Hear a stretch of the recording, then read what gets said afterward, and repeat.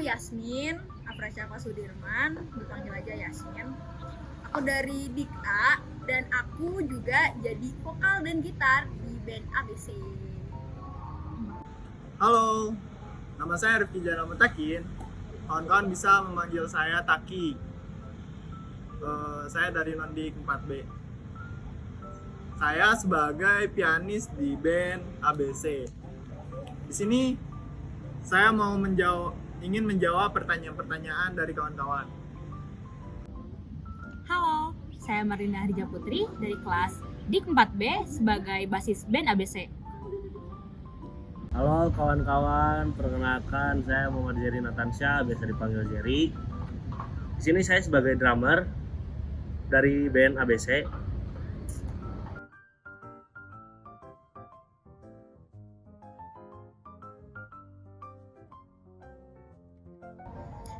Sebetulnya kalau role model itu banyak ya, aku bisa belajar banyak dari beberapa orang gitu ya, soal mereka di himpunan, kehidupan mereka gitu. Tapi aku juga beberapa kali ngobrol sama Kang Topan dan aku rasa Kang Topan memiliki pemikiran yang out of the box dan keren gitu ya. Beliau ngurus himpunan juga, waktu itu kan beliau juga ketua umum ya, waktu kepengurusan tahun 2017 tahun 2000 berapa sih? 19 ya? 19 ya, benar 19. Terus kalau Kang Topan sendiri itu dia tuh bilang sama aku kalau dia tuh suka lari dari masalah dan aku nggak pengen kayak gitu juga. Jadi aku belajar dari orang-orang yang pernah ngobrol sama aku soal himpunan atau soal apapun gitu. Dan ya aku belajar sih dari kesalahan mereka juga gitu. Untuk role model sebetulnya saya masih mencari-cari ya role model yang tepat. Maksudnya yang nggak sama juga sih, yang tepat untuk diri saya gitu. Tapi setelah beberapa kegiatan dan juga beberapa pertemuan, saya kira Kang Topan bisa menjadi role model saya gitu. Itu sih kenapa ya, setelah beberapa obrolan saya merasa oh kayaknya Kang Topan bisa menjadi role model lah, intinya bisa sama tahu juga gitu maksudnya ya kayak gitulah pokoknya, untuk jadi Kang Topan role modelnya. Dan hal yang saya hindari dari sifatnya setelah mendengar beberapa cerita-cerita dari kawan-kawan dan juga dari beberapa akang-akang juga, saya yang saya hindari dan saya ingin mencoba untuk selalu ada untuk himpunan dan organisasi gitu sih. Role model saya di masa Trasia itu Kang Alem, Kang Raffi Sadikin. Kenapa dia? Sebenarnya karena dari awal itu masuk himpunan langsung ketemunya dia di Parsos sama dia terus gitu. Jadi apapun tentang himpunan pasti nanyanya ke dia. Jadi secara nggak langsung juga dia sebagai role model saya gitu. Apa yang dihindari gitu dari sifat-sifat dia kurang tahu sih sebenarnya kalau dari sifat-sifat sendiri ya. Karena bagi saya ya Kang Alem ya udah gitu, bagus-bagus aja, udah sih itu aja. Sebenarnya saya emang nggak punya role model secara paten ya, jadi saya selalu melihat siapa aja gitu untuk menjadikan contoh mah, dan nanti disaring lagi gitu apakah itu suatu hal yang baik atau itu suatu hal yang buruk. Jadi ada beberapa gambaran lah dari kehidupan yang lain gitu untuk diri aku pribadi kayak gitu.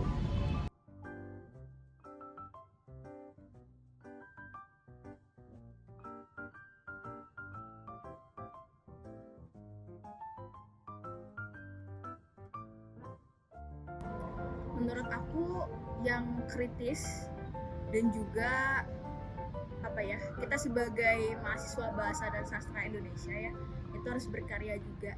Kita harus menanggapi isu-isu atau menanggapi apapun yang ada di sekitar kita, misalnya di forum maupun di luar forum gitu. Tapi kita sebagai mahasiswa bahasa dan sastra Indonesia juga harus berkarya gitu, punya karya gitu lah. Tentunya yang komunikatif ya, karena sekarang kan kita bergiat secara daring, walaupun ada beberapa kebijakan yang luring juga bisa bergiat secara luring. Tapi komunikatif ini sangat sangat diperlukan gitu. agar bisa bikin himpunan stabil lah, atau bisa bikin himpunan jalan si komunikatif ini gitu, yang nantinya akan dan militansi juga perlu juga gitu untuk anggota. Makanya di visi misi saya itu dihadirkan berdedikasi tinggi, kayak gitu sih melihat himpunan sekarang itu. Menurut saya, Hima Satrasia membutuhkan anggota yang lebih responsif sih. Soalnya dari beberapa hal gitu, banyak kalau misalnya nanya-nanya atau apa, jarang ditanggapi secara langsung gitu. Terus juga kurang komunikasi sih selebihnya gitu. Jadi ya harus yang responsif, terus juga harus yang jalin komunikasinya lebih lagi gitu, biar dapat juga kedekatan emosionalnya. Itu aja sih kalau buat pengurusannya. Untuk kondisi sekarang kayaknya Hima Satrasia butuh yang lebih militan atau punya rasa keberpilikan gitu, supaya nantinya kita tuh saling menjaga gitu, karena ya udah merasa deket dari satu sama lain kayak gitu.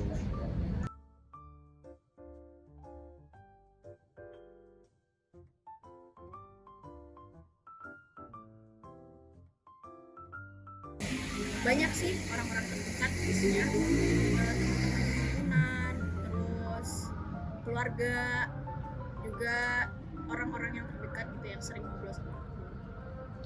Saya ingin mengembalikan Hima Satrasia ke awal kenapa Hima Satrasia didirikan, meskipun sejarah tentang Hima saya belum mengetahui lebih dalam lagi, tapi setelah beberapa kegiatan ngobrol sharing itu saya kira ada beberapa hal yang perlu diperbaiki dari kepengurusan sebelumnya gitu.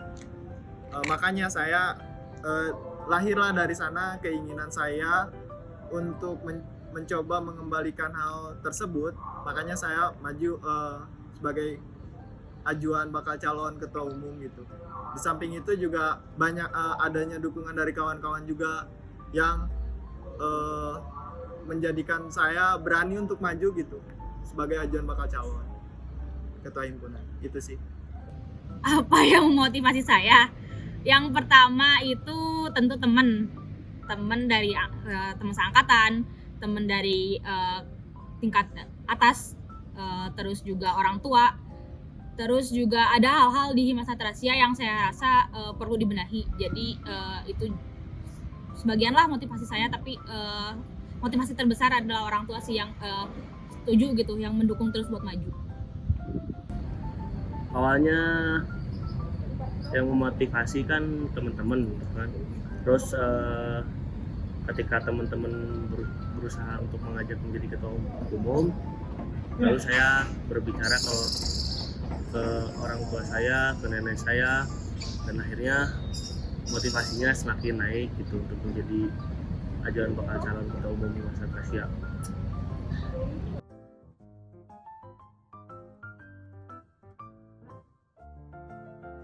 Konsep kepemimpinan, pemimpin itu berarti yang bisa merangkul anggota-anggotanya supaya mereka tuh tetap bisa bergerak secara baik di suatu organisasi. Baik itu merangkul itu kan berarti dia juga mendengarkan, dia juga mengerti bagaimana kondisi himpunan maupun kondisi anggota-anggotanya. Menurut saya tentunya pemimpin yang bisa mendengarkan aspirasi dari anggota-anggotanya, mendengarkan apa yang diinginkan oleh anggotanya. Tapi selain itu juga pemimpin yang bisa mengambil keputusan dengan cepat dan tepat gitu. Setelah mendengarkan aspirasi, mendengarkan keluh kesah, misal mendengarkan keinginan anggotanya, lalu dari sana tapi harus cepat juga gitu mengambil keputusan, karena dilihat juga kan sekarang banyak hal yang banyak hal yang cepat berubahnya gitu. Makanya dari sana selain cepat menentukan pilihan, tapi harus juga bisa mendengar anggota-anggotanya. Gitu sih. Konsep kepemimpinan dan pimpinan yang ideal. Menurut saya pemimpin yang ideal itu pemimpin yang bisa merangkul semua pengurusnya, pemimpin yang mau berbagi keresahan dan pengurusnya, pemimpin yang nggak ada sekat gitu dengan pengurusnya. Jadi antar pemimpin dengan pengurus ya sama aja gitu, nggak ada sekat ini tuh pemimpin loh gitu. Ya nggak ada, jadi semuanya bareng-bareng, semua sama rata. Itu sih yang ideal menurut saya. Konsep pemimpinan yang baik menurut aku ya, sebagai seorang pemimpin ya harus fleksibel lah dengan anggotanya gitu, jangan ada sekat di antara kita gitu, antar ketua umum atau ya pengurus lainnya, karena kan jadi menurut aku pemimpin yang baik itu ya orang-orang yang fleksibel aja gitu terhadap apa yang mau dia pimpin ya, kayak gitu. Nanti kan ketika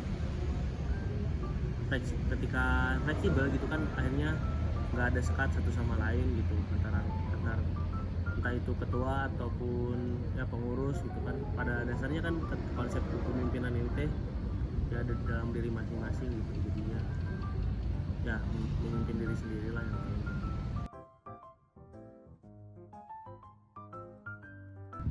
Kalau aku sih nggak pengen dua-duanya ya.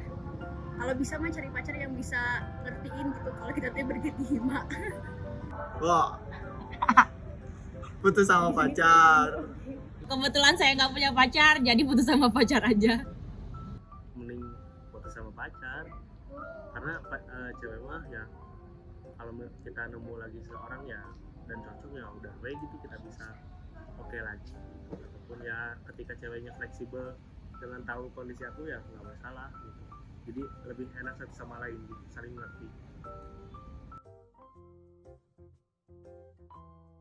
Kalau aku sering dengerin lagu-lagunya Isyana yang album Lexicon, terus lagunya dia yang Alat Beki sama yang Il Sogno.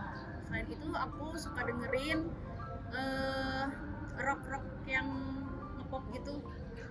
Terus lagunya Nirvana, Scorpion gitu-gitu sih paling. Saya mendengarkan musik-musik alirannya death metal ya, supaya apa ya, kalau misalkan lagi tegang atau lagi tertekan supaya lebih semangat lagi gitu. Dan bandnya dari ini sih, dari Burger Kill sama Voice of Baceprot, kalau kawan-kawan tahu ya, itu sangat menyemangati sekali gitu. Musik yang didengarkan kalau tertekan atau tegang, biasanya sih yang galau-galau ya, biar kalau misalnya tegang ataupun misalnya dapat suasana lain gitu, jadi keganti sama hal-hal yang bikin sedih dan juga bisa ngeluapin emosi gitu. Jadi si rasa tegang atau apapun itu bisa hilang gitu dengan si luapan emosi dari musik galau ini, biasanya sih gitu. Contohnya lagu-lagu apa ya yang galau-galau aja, pokoknya yang di playlist yang galau-galau gitu. Biasanya kalau misalnya lagi ngerasain apapun, entah tegang, entah deg-degan atau apa, kalau misalnya kadang ke lagu kayak gitu tuh ntar malah jadinya galau, terus nangis plong aja gitu aja. Saya biasanya kalau misalkan lagu ya, lagi mumet gitu ya, dengerinnya ini Bob Marley, karena kan tuh alunan musik reggae jadi selang kayak gitu.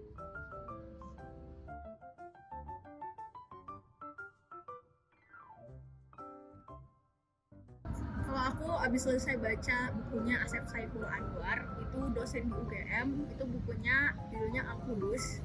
Al-Qudus itu kumpulan puisi yang konsepnya tuh kayak kitab gitu, dalamnya isinya ketuhanan tentang ketuhanan gitu. Bagus bukunya, baca guys. Sekarang saya lagi baca buku Selamat Beribadah Puisi-nya Joko Pinurbo. Itu sih kawan-kawan bisa ikut bareng baca sama saya di Selamat Beribadah Puisi, karena di sana banyak hal selain puisi yang disampaikan atau di share sama Joko Pinurbo. Buku baru beres baca cerpennya Muslihat Musangmas sih.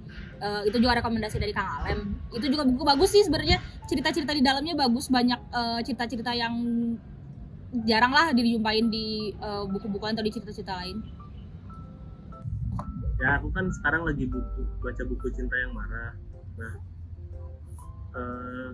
aku nggak ngerekomend apa sih bukunya, ya kalau misalkan mau teman-teman baca jadi ya udah bareng-bareng gitu, dan itu ya mungkin jadi rekomendasi juga.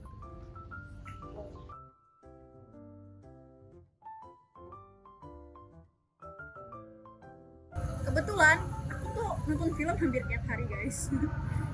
Aku sekarang lagi nonton Bridgerton yang season 2. Terus kemarin-kemarin beresin animenya Studio Ghibli. Banyak, ada 4 atau 3 gitu. Terus nonton ini juga Encanto. Pokoknya banyak deh, aku sering banget nonton film. Sering banget. Kalau film sih aku jarang, sebetulnya jujur saya jarang nonton. Tapi kalau bisa katakanlah itu film sangat berkesan buat saya, itu film Kingsman. Kawan-kawan bisa lihat aja. Film, kebetulan aku lebih suka science fiction dan lebih suka hal-hal yang berbau luar angkasa. Ada mungkin tiga film yang bagus buat ditonton. Yang pertama itu Interstellar, yang kedua itu Space Between Us atau apa gitu, pokoknya Space Between Us, ada kata-kata itunya. Terus yang ketiga tuh yang sering saya rewatch itu Valerian and the Thousand Planets kalau nggak salah, lupa pokoknya itu judulnya. Untuk meningkatkan kebahagiaan kayaknya ketika kita nonton film jangan lupa nonton SpongeBob karena itu kan seru ya.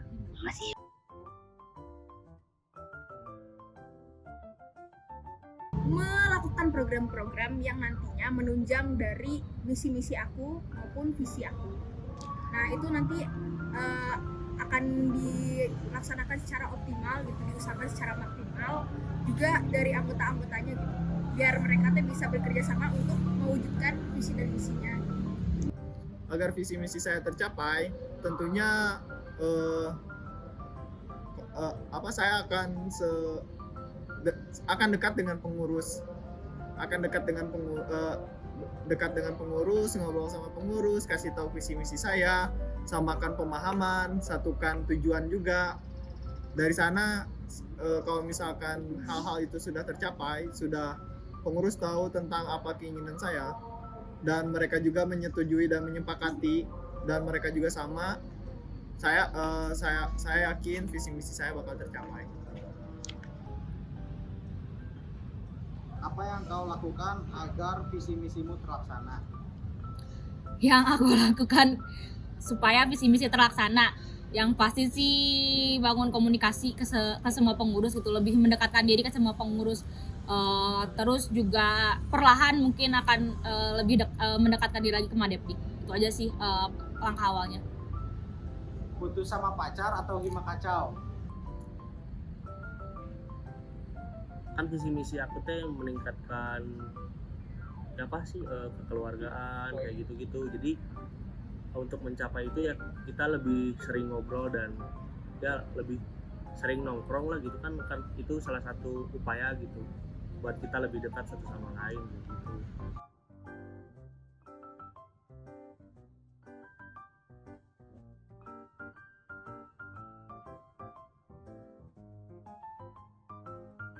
Ya udah aja mengikuti arusnya gitu, karena kan itu dipengaruhinya juga bukan karena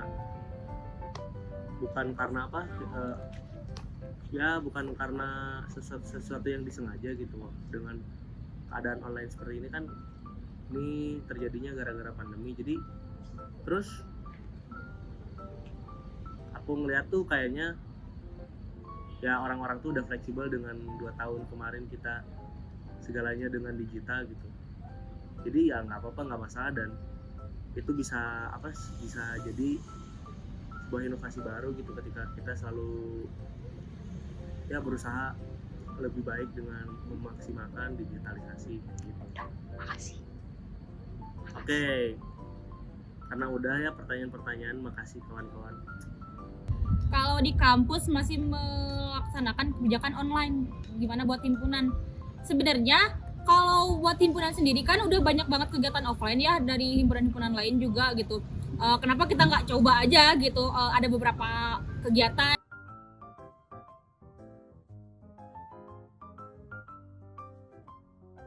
Yang jelas mau jadi ketua umum atau enggak, ketua umum itu kan cuma jabatan ya, cuma embel-embel ketua umum.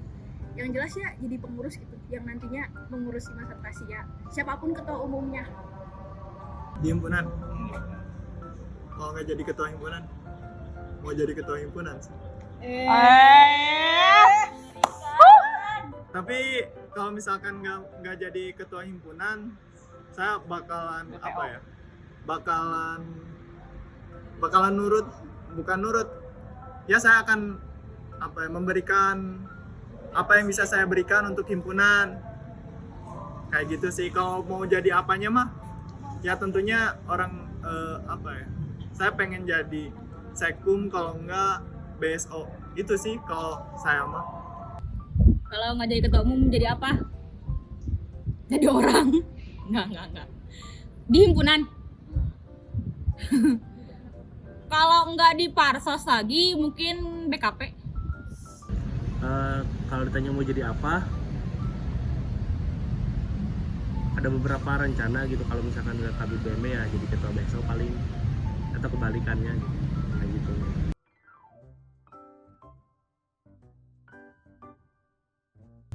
Orang terdekat ada Ojin, Marlina, Taki, Zeri yang sering ngobrol bareng. Terus si Adinda itu sering banget ngobrol. Terus dari orang-orang terdekat aku juga banyak sih. Untuk orang terdekat di himpunan, orang yang selalu bareng-bareng mah ya kalian. Kalian tuh siapa? Kalian tuh siapa ya? Kalau saya nggak ada di himpunan, kawan-kawan bisa mencari saya ke Jerry, ke Marlina, Yasmin, Ojin, Widya, Janten. Itu sih yang paling terdekat. Dari angkatan-angkatan atasnya juga kawan-kawan bisa menghubungi Ajos kayak gitu. Tapi yang paling terdekat mah itu kawan-kawan angkatan saya selama. Dan Hasbi juga dekat. Orang terdekat tuh ada banyak, karena sebenarnya kita selalu merasa dekat dengan siapapun. Sebutin. Dan kalau biasanya paling bareng-bareng mah Taki, Janten, Yasmin, Marlina, Balerina, terus ya kayak gitu. Kalau angkatan 19 ada Ajis, ada Samil, ada Dea, ada Hasbi gitu. Banyak, aduh. Yang paling Kalau yang paling enggak ya, soalnya tiap hari teh beda orang gitu. Kalau aku teh misalnya seminggu itu lagi sama si Widya terus tiap hari dari pagi sampai malam, terus besok teh si Patop dari pagi sampai malam, jadi beda. siapa? Widya sama Patop udah gitu. Kalau di kampus masih menerapkan kebijakan online, bagaimana tanggapanmu terhadap himpunan? Kalau di kampus masih melaksanakan kebijakan online, gimana buat himpunan? Sebenarnya kalau buat himpunan sendiri kan udah banyak banget kegiatan offline ya dari himpunan-himpunan lain juga gitu. Kenapa kita nggak coba aja gitu? Ada beberapa kegiatan yang kita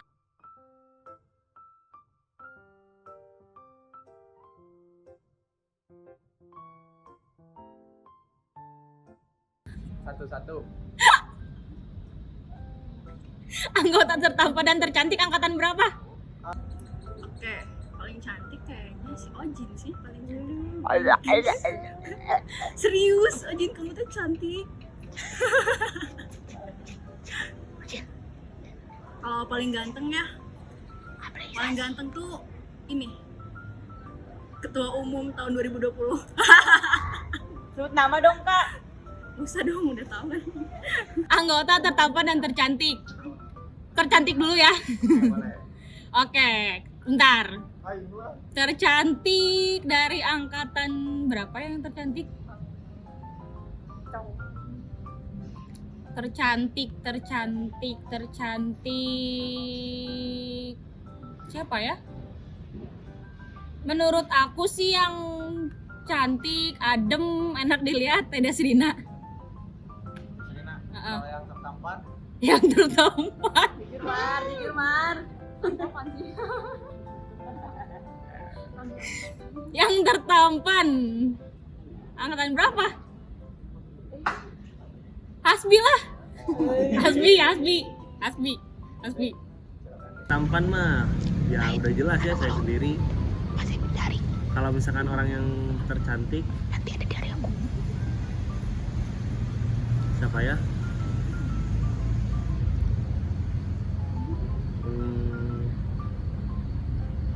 Bingung ngejawab mau.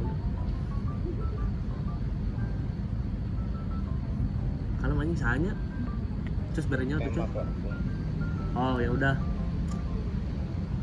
Salsabila Arafah. Oke. Karena udah ya pertanyaan-pertanyaan, makasih kawan-kawan. Makasih, bye.